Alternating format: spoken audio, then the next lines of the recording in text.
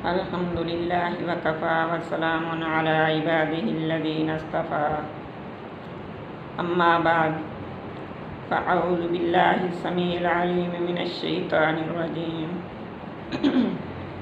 بسم الله الرحمن الرحيم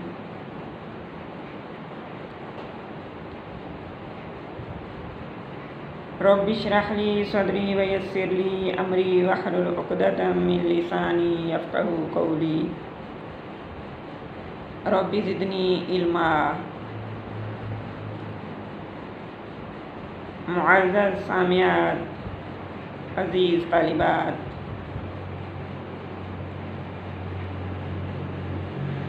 اگر انسان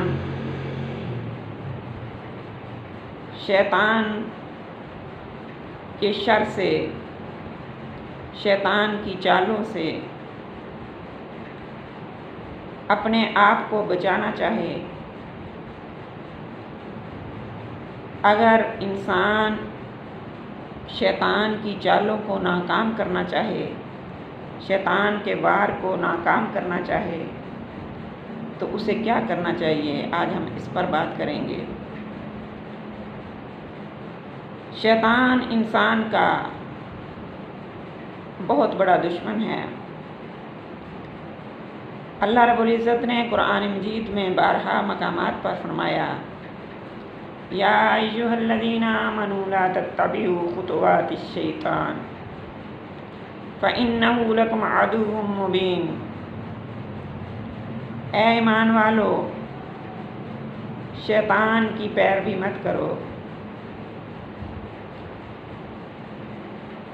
وہ تمہارا کھلم کھلا دشمن ہے۔ اور اس کی دشمنی کا اندازہ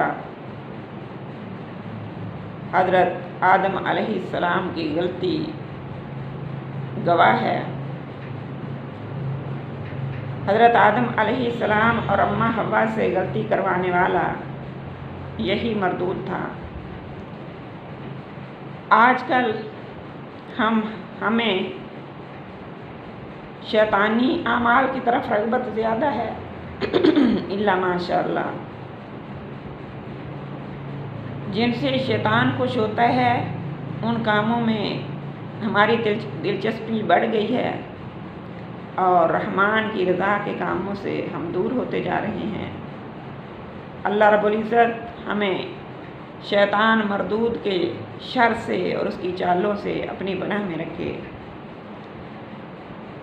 اسی کے بارے میں حضرت جابر رضی اللہ تعالی عنہ روایت فرماتے ہیں کہ رسول اکرم صلی اللہ علیہ وسلم نے ارشاد فرمایا کہ جب انسان اپنے گھر میں داخل ہو اور داخل ہوتے وقت اور کھانا کھاتے وقت اللہ کو یاد کر لے، اللہ کا نام لے لے، تو شیطان اپنے ساتھیوں سے کہتا ہے کہ چلو یہاں نہ تو رات کو ٹھہر سکتے ہیں اور نہ ہی کھا سکتے ہیں۔ اور جب انسان اپنے گھر میں داخل ہو اور داخل ہوتے وقت اللہ کو یاد نہ کیا، اللہ کا نام نہ لیا، تو شیطان اپنے ساتھیوں سے کہتا ہے کہ تم یہاں رات کو ٹھہرنے میں کامیاب ہو گئے۔ اور جب کھاتے وقت اللہ کو یاد نہ کیا تو شیطان اپنے ساتھیوں سے کہتا ہے کہ تم یہاں رات کو ٹھہرنے میں بھی اور کھانا کھانے میں بھی کامیاب ہو گئے۔ میری معزز سامعات، اب اللہ کو یاد کرنا کیسے؟ جب گھر میں داخل ہوں تو گھر میں داخل ہونے کی دعا پڑھ لیں۔ بسم اللہ خیر المخرج و خیر المولجی، خیر المولجی و خیر المخرجی، یا بسم اللہ ولجنا بسم اللہ خرجنا وعلی اللہ ربنا توکلنا۔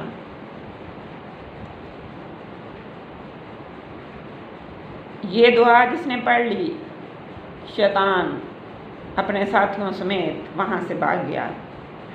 جیسا کہ نبی کریم صلی اللہ علیہ وسلم نے ارشاد فرمایا کہ وہ اپنے ساتھیوں سے کہتا ہے، اللہ کا نام لینے پر، یہ دعا پڑھ لینے پر وہ اپنے ساتھیوں سے کہتا ہے کہ اب یہاں رات گزارنے کے لیے ہمارے لیے جگہ نہیں رہی۔ اب میں آپ کو بارہا دفعہ یہ عرض کر چکی ہوں کہ آپ جس کو، حالانکہ یہ بہت کوئی لمبی چوڑی دعا نہیں، بسم اللہ ولجنا بسم اللہ خرجنا وعلی اللہ ربنا توکلنا، 4-5 لفظ ہیں، آپ اس کو یاد بھی کر سکتی ہیں، کوئی مشکل نہیں۔ بسم اللہ خیر المولج و خیر المخرج، یہ بھی کوئی بہت مشکل نہیں۔ اور اگر کسی کو بہت ہی مشکل ہے، معاذ اللہ، کسی کے لیے بہت ہی دقت کی بات ہے یاد کرنا، تو میری بہنوں، ہم اپنی بولی میں بھی اللہ کو یاد کر سکتے ہیں کہ یا اللہ تیرے نام کی برکت سے میرا اس گھر میں داخل ہونا، اور تیرے نام کی برکت سے میرا اس گھر سے نکلنا، اور اللہ میں تجھی پر ہم بھروسہ کرتے ہیں۔ یہ ہم اردو میں بھی، پنجابی میں بھی، سرائکی میں بھی، پشتو میں بھی، جو بھی زبان ہے اس میں اللہ کا نام لے کر گھر میں داخل ہو جائیں۔ اور اسی طرح گھر سے نکلتے وقت جب اللہ کا نام لے کر نکلیں گے تو اللہ رب العزت فرشتے مقرر فرما دیں گے اس شخص کی حفاظت کے لیے جب تک کہ وہ گھر واپس نہیں آتا۔ گھر سے نکلتے وقت پڑھ لیا، بسم اللہ توکلت علی اللہ لا حول ولا قوۃ الا باللہ، میرے اللہ میں تیرے نام کی برکت سے تجھ پر بھروسہ کرتے ہوئے نکل رہی ہوں، میری کوئی توفیق نہیں کسی گناہ سے بچنے کی، اور مجھ میں کوئی ہمت، قوت، طاقت نہیں مگر تیری توفیق کے ساتھ۔ تو اللہ رب العزت اس سے انشاءاللہ کوئی گناہ بھی نہیں باہر کروائیں گے، اور اس کی حفاظت کے لیے فرشتے بھی مقرر فرما دیں گے، اللہ رب العزت خود اس کی حفاظت فرمائیں گے۔ جیسا کہ مشہور حدیث شریف ہے کہ آقا نے فرمایا کہ جس شخص نے صبح کی نماز پڑھ لی وہ اللہ کی حفاظت میں ہو گیا۔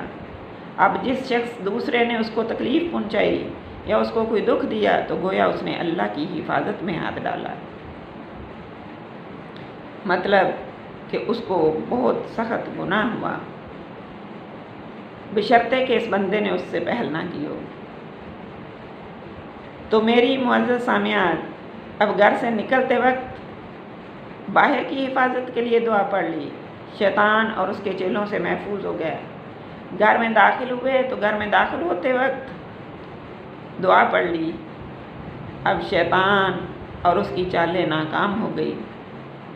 اور پھر کھانا کھاتے وقت جیسا کہ اللہ کے رسول صلی اللہ علیہ وسلم کی سنت مبارکہ ہے کہ کھانا کھانے سے پہلے کی دعا اپنے بچوں کو بھی سکھائیں، خود بھی پڑھیں، جب مل کر کھانا کھانے لگیں تو اونچی آواز سے پڑھیں تاکہ جو کوئی بھول چکا ہے اس وقت ذہن میں نہیں وہ بھی پڑھ لے۔ بسم اللہ الرحمن الرحیم ہی پڑھ لیں، اور کوئی دعا نہیں آتی تو بسم اللہ وعلی برکت اللہ پڑھ لیں۔ اور اگر کوئی بھول گئی تو شیطان آپ کے ساتھ کھانے میں بیٹھ گیا، جیسا کہ اس حدیث مبارکہ میں ہے کہ شیطان اپنے ساتھیوں سے کہتا ہے کہ کھانا کھانے میں کامیاب ہو گئے، یعنی اس گھر میں اب ہم کھانا کھانے میں کامیاب ہو گئے۔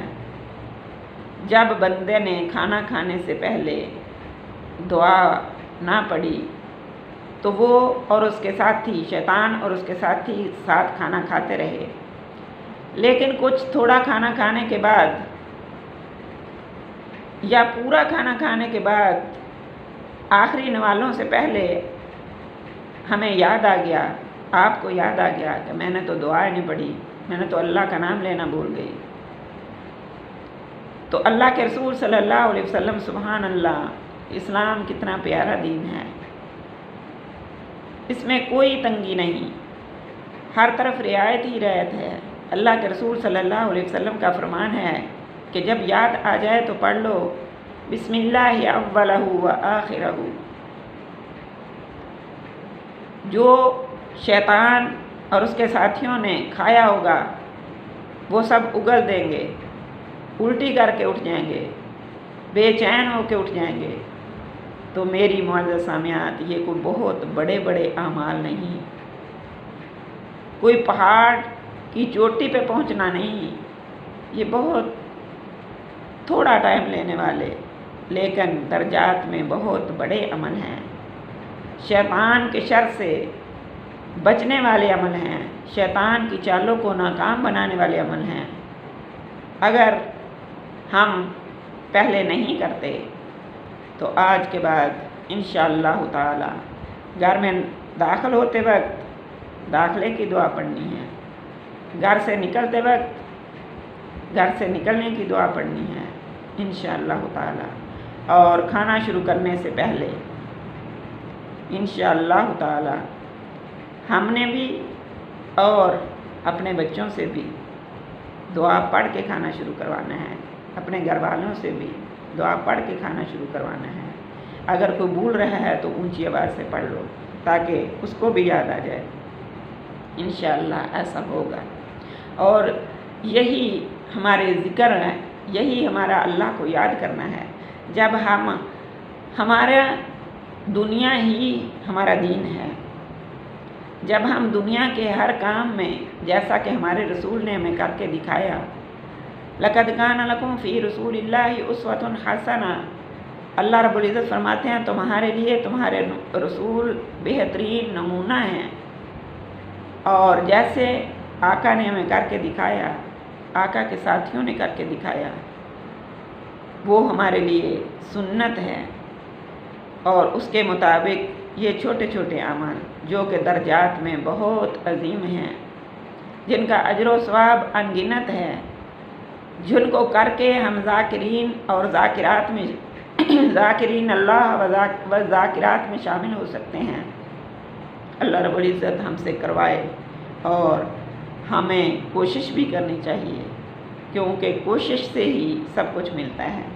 انما الاعمال بالنیات، اور نیت بھی ہو کہ ہمارا ہر مسئلے کا حل، ہمارا ہر کام ہمارے اللہ کے سوا کوئی نہیں کر سکتا۔ ہم اللہ کا نام لیں گے تو شیطان کے اور شیطان کی چالوں سے اور شیطان کے شر سے بچ سکیں گے، ورنہ نہیں۔ اسی طرح رسول خدا صلی اللہ علیہ وسلم، حضرت انس رضی اللہ تعالی عنہ کی روایت ہے، فرماتے ہیں کہ حضور نبی کریم صلی اللہ علیہ وسلم نے فرمایا، جو شخص صبح کی نماز باجماعت پڑھے، پھر سورج نکلنے تک بیٹھا رہے، اللہ کو یاد کرتا رہے، پھر 2 رکعتیں پڑھ لے تو اس کو پورے ایک حج اور ایک عمرے کا ثواب ملے گا۔ ترمذی شریف کی روایت ہے کہ ایک مقبول حج اور عمرے کا ثواب ملے گا اس کو۔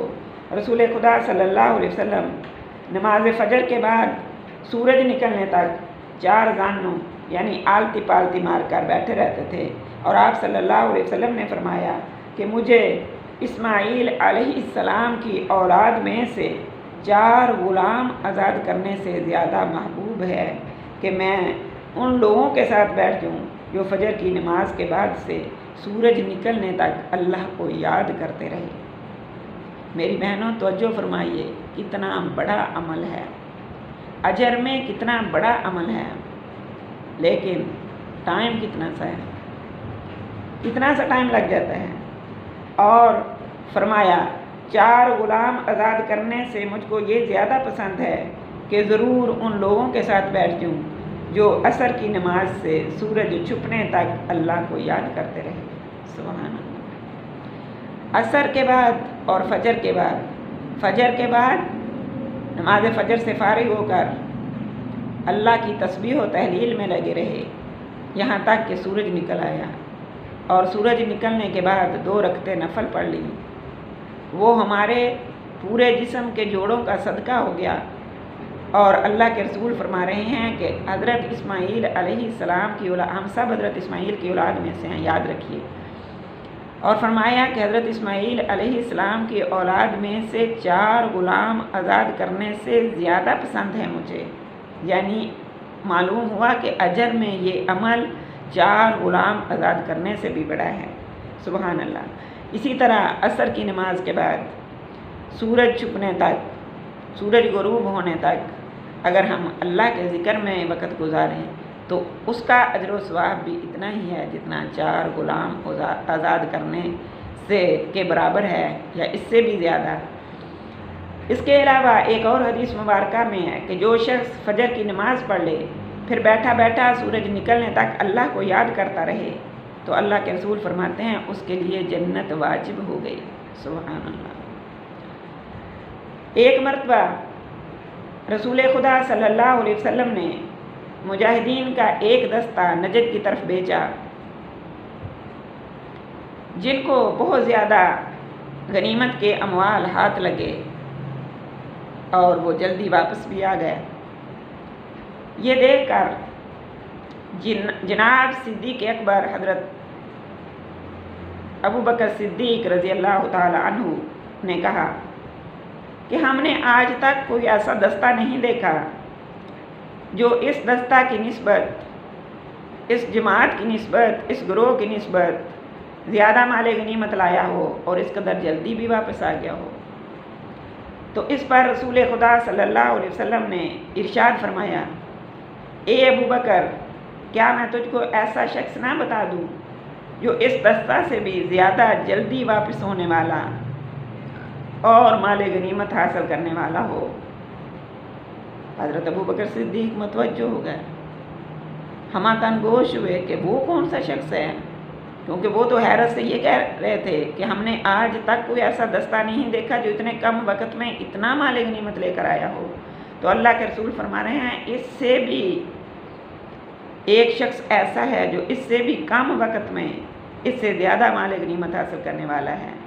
وہ شخص، فرمایا سنو، یہ وہ شخص ہے جو باجماعت نماز پڑھے فجر کی اور پھر سورج نکلنے تک اللہ کو یاد کرتا رہے۔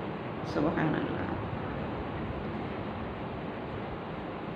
بعض روایات میں یہ بھی ہے کہ جس جگہ نماز فجر باجماعت پڑھی ہو اس جگہ بیٹھا ہوا ذکر کرتا رہے۔ عورتیں گھر میں بغیر جماعت کے نماز پڑھتی ہیں، وہ بھی ذکر کا اہتمام کریں۔ مصلی پر یا نماز پر بیٹھی بیٹھی اللہ کا ذکر کرتی رہیں یہاں تک کہ سورج نکل آئے، اور پھر 2 نفل یعنی اشراق کے 2 نفل پڑھ کر اٹھیں تو اجر عظیم پائیں گی۔ یعنی جس طرح وہ باجماعت نماز پڑھنے والا جماعت کی نماز سے فارغ ہونے کے بعد وہیں بیٹھا رہا، تو فرمایا عورتیں اس سے کم نہیں۔ عورتیں اگر گھروں میں بغیر جماعت کے فجر کی نماز پڑھی اور وہیں بیٹھے بیٹھے اللہ کا ذکر کرتے ہوئے سورج نکل آیا اور 2 رکعت نماز نفل اشراق کے پڑھ لیے تو فرمایا وہ بھی اتنا ہی اجر پائیں گی، اسی اجر عظیم کی مستحق ہیں۔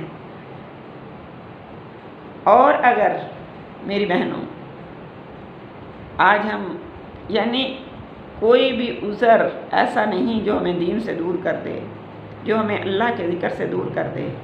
آج میری بہنیں کچھ کہیں گی کہ فجر کی نماز پڑھنے کے بعد بچوں کے اسکول کا اہتمام کرنا ہوتا ہے، بچوں کو اسکول بھیجنا ہوتا ہے، اب ہم اسی مثلاً کہ وہیں بیٹھے رہے تو بچوں کو اسکول سے لیٹ ہو جائے گی، بچوں کی پڑھائی کا حرج ہوگا۔ تو میری معزز سامعات، اگر کسی وجہ سے مصلی چھوڑ دینا پڑے یا نماز چھوڑ دینی پڑے تو بھی ذکر کرتی رہیں، تو بھی زبان سے ذکر کرتی رہیں، جیسا کہ میں نے آپ کو پہلے بتا چکی ہوں بارہا دفعہ کہ اٹھتے بیٹھتے چلتے پھرتے ہر حالت میں اللہ کا ذکر کرتی رہیں۔ اس کی بہت بڑی فضیلت ہے۔ فجر سے لے کر سورج نکلنے تک، مثلا فجر کی نماز سے فارغ ہو کر سورج نکلنے تک یا نماز پہ نہیں بھی بیٹھ سکتی تو اٹھتے چلتے پھرتے کام کاج میں زبان پہ اللہ کا ذکر ہو تو آپ بھی میں بھی اسی درجہ کو پہنچیں گی۔ پھر جب سورج نکل آیا تو پھر 2 رکعت نفل نماز اشراق کی نیت سے پڑھ لیے تو ہمارا بھی اجر اس سے کم نہیں ہوگا، اتنا ہی اجر اللہ کے رسول نے فرمایا کہ ایسا کرنے والی کے لیے بھی اتنا ہی اجر عظیم ہے۔ سبحان اللہ۔ اور نبی کریم صلی اللہ علیہ وآلہ وسلم نے یہ بھی ارشاد فرمایا کہ جس نے خدا کا ذکر بہت کیا، یعنی ہر وقت اس کی زبان پر اللہ کا ذکر رہا، فرمایا وہ نفاق سے بری ہو گیا۔ اس کے دل میں نفاق جگہ نہیں کر سکتا، منافقت اس کے دل میں جگہ نہیں کر سکتی، وہ منافقت سے، نفاق سے بری ہو گیا۔ سبحان اللہ۔ اللہ رب العزت ہمیں ہر قسم کی منافقت سے، ہر قسم کے نفاق سے اپنی پناہ میں رکھے۔ اللہ رب العزت عمل کی توفیق عطا فرمائے۔ وما علینا الا البلاغ المبین۔ صدق اللہ العظیم۔